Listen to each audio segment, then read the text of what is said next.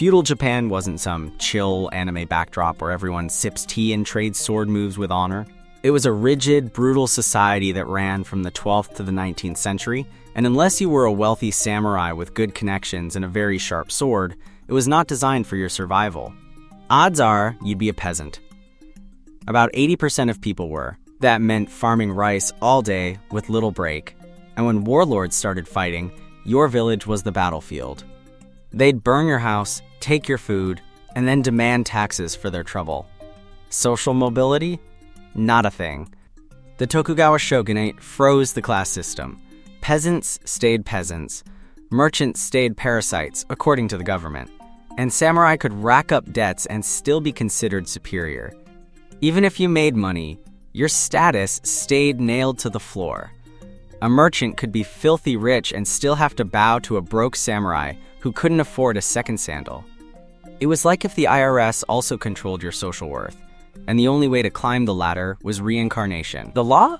Less innocent until proven guilty, and more, we kill you if we feel like it. Samurai had the legal right to kill commoners who disrespected them under Kirisuite Gomen. All they had to do was report it after. There were also strict dress codes, speech rules, and travel restrictions. Even your hairstyle was regulated. Get it wrong, and you might end up on the wrong end of a katana, or worse, crucified, boiled alive, or buried standing up. This wasn't metaphorical. They literally did that. Food was basic: rice, miso, and pickled veggies. Meat was rare, partly due to Buddhist influence. Clean water wasn't guaranteed, so people drank weak rice alcohol or tea to not die. Medicine? Primitive. Surgery without anesthesia. Mental illness treated with exile. And infections that today are no big deal could kill you. You could pray, sure, but if your leg was turning black, it wasn't karma. It was gangrene. Oh, and Japan isolated itself for over 2 centuries during Sakoku. No foreigners allowed in, no Japanese allowed out. If you left and came back, you were executed. The government even banned shipbuilding past a certain size to prevent sneaky escapes. This meant minimal tech, no new medicine, and nothing from the outside world for generations. While other countries were industrializing, Japan was still planting rice by hand and fighting with swords. Though to be fair, they did have guns by the 1500s, thanks to Portuguese traders. Just not many. Women had it worse. Most were locked into arranged marriages, couldn't inherit land, and were expected to obey everyone from their fathers to their in-laws. Some trained as warriors on a bugeisha, but they were rare exceptions. In general, women were expected to be quiet, invisible, and fertile.